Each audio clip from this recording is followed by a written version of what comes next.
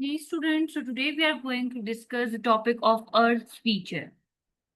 Okay, so this is a 3D diagram which shows the layers of Earth. Okay, so this is crust. The first one is crust. The second one is mantle. The third one is outer core, and the third one is inner core. So these are the layers which we will discuss in detail. Okay, Earth's layer. So Earth is made up of four main layers, each with unique characteristics. So the first one is crust, which is the topmost layer. So the outermost layer of Earth where we live. So crust is, you can say, the outermost layer of Earth where life is possible, you can say. Okay, and it is very thin, ranging from about 5 kilometers under oceans, which is oceanic crust, to about 70 kilometers under continents, which is continental crust. So basically, it is the ultra thin outer peel where life exists, you can say. And it is made up of granite and basalt. Okay, primarily made of rocks like granite and basalt, and the crust is less than 1% of Earth's total volume, similar to the thin peel of an apple. Mantle. So, the thickest layer located beneath the crust, making up about 84% of Earth's volume. Okay, so you can say the mantle is the thickest layer, which is 2,900 kilometer and making up 84% of Earth volume. Okay, primarily composed of silicate minerals and is semi-solid, allowing it to flow slowly. So basically, it is slowly flowing semi-solid driven by convection currents. Okay. So the key feature is that it contains convection currents which drive the movement of tectonic plates. So as I have told you that it is a slowly flowing semi-solid driven by a convection currents. Okay. So the third one is outer layer. Okay.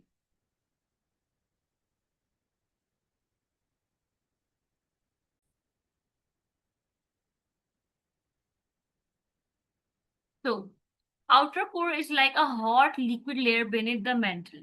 So basically it is a liquid layer which is 2,200 kilometer thick. Okay. Made up of, you can say, molten iron and nickel.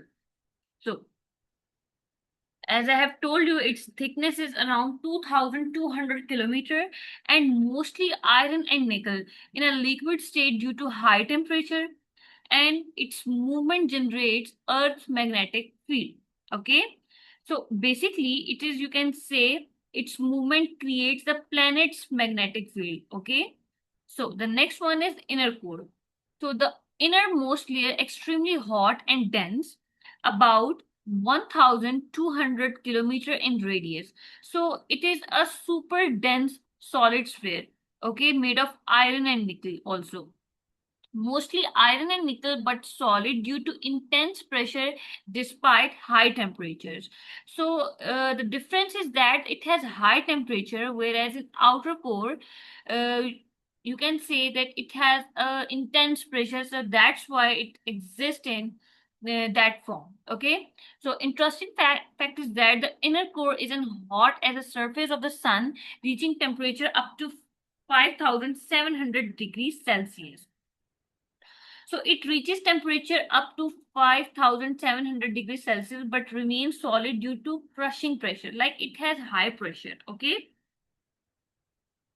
And outer core, the temperature is high. That's why the thing exists in liquid form. So, so it is a 3D diagram showing how the internal layers transition into upper layers like the lithosphere and asthenospheres alongside atmospheric layers for broader context. Okay, so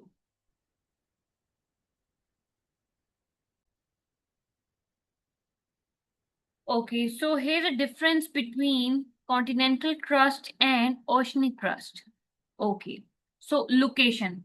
So, continental crust found beneath continents and large land masses, whereas oceanic current found beneath oceans and forms the ocean floor. So, continental crust is this is the ground beneath our feet on land, okay, like making up the continents and large land masses, whereas oceanic crust, like this, sit much lower down and forms the actual floor of the ocean, okay. Thickness much thicker than oceanic crust, average around 30 to 70 kilometer, and oceanic crust is much thinner, averaging about 5 to 10 kilometers. Okay, so you can say that the continental crust is mostly made of lighter, less heavy rocks like granite, which contain a lot of aluminium and other chemical compounds. Whereas oceanic crust is made of heavier, darker rocks like basalt, which are packed with iron and magnesium. Okay, so the next one is composition. Okay, most composed of less dense rocks like granite, which are rich in silica and aluminium. Like as I have told you that it is mostly made up of lighter, less heavy rocks like granite, which contain a lot of silica and aluminium. And mostly composed of denser rocks like basalts, which are rich in iron and magnesium. Density, okay, less dense, allowing it to float higher on the mantle, and denser, causing it to lie lower than continental crust. Age, generally old, with some areas dating back billions of years.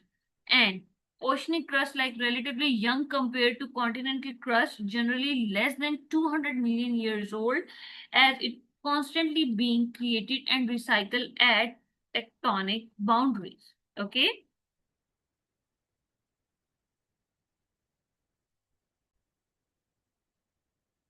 So the next one is tectonic plates and boundaries. Okay.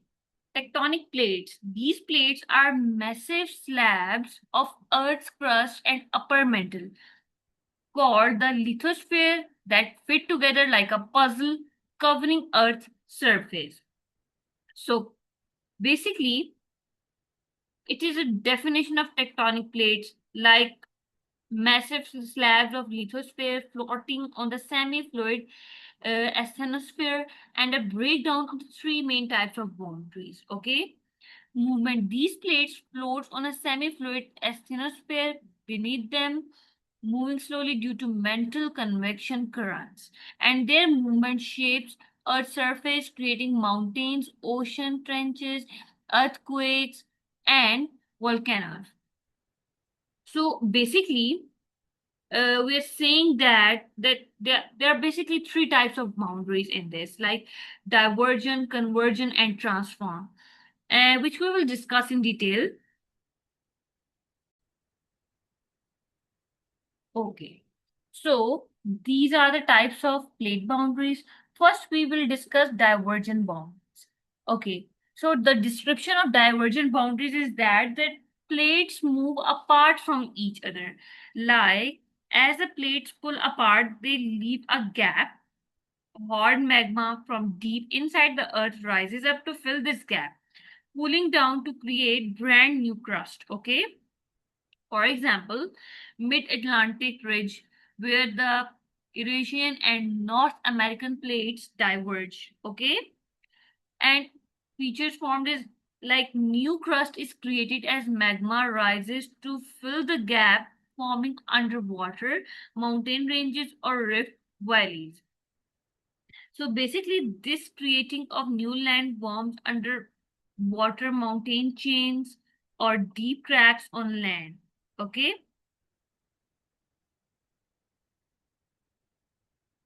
so volcanic activity and earthquake. So the next one is convergent boundaries. So basically, plate moves towards each other and collide. So when two massive plates collide, they either crumple upward like a car crash or one gets shoved underneath the other. Okay, like the Himalayas, where the Indian plate collides with the Eurasian plate. Okay, so features form mountain ranges, deep ocean trenches, and volcanic arcs. So basically, you can say that this intense pressure builds massive mountain ranges, deep ocean trenches, and rows of volcanoes. Okay? Earthquake, volcanic eruptions, and mountain buildings. So the next one is transform boundaries. Plates slide past each other horizontally. San Andreas Fault in California, where the Pacific Plate and North American Plate meet. No major landform created, but can cause cracks or fault lines or earthquakes, and frequent earthquake due to the friction between the plates. So basically, in transform boundaries, like the plates slide past each other horizontally because rocks are rough, they don't slide smoothly, they get stuck, build up massive energy, and then suddenly slip. And no big mountains or oceans are made here. Like instead, it just leaves large cracks or fault lines visible on the Earth's surface. Okay.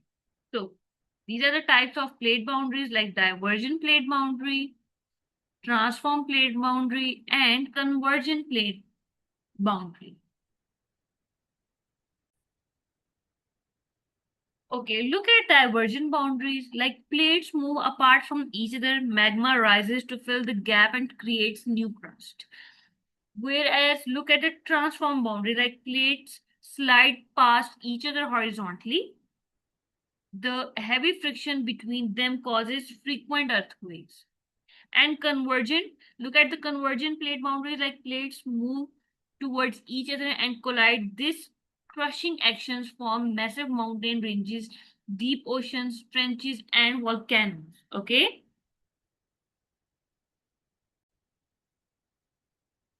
Okay, which layer of earth is the hottest? Yes, inner core layer is hottest. Which layer of earth is liquid and generates earth's magnetic field? Outer core. Okay. And in which layer of earth do convection currents occur, driving the movement of tectonic plates? Yes, mantle.